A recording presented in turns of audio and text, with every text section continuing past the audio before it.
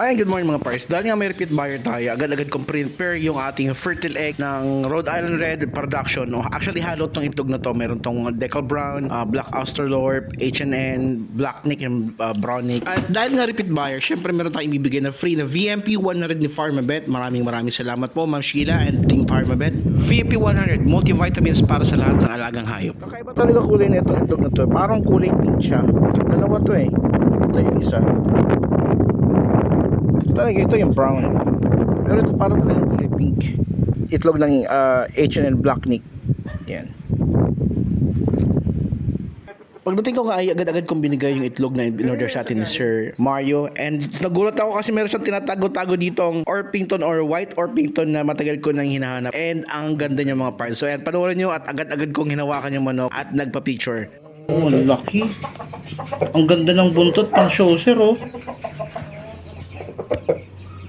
Ganda. Kasi yung itsura ng buntot ng US. Pag tumaas na, medyo yung ano na yan. Hindi siya English.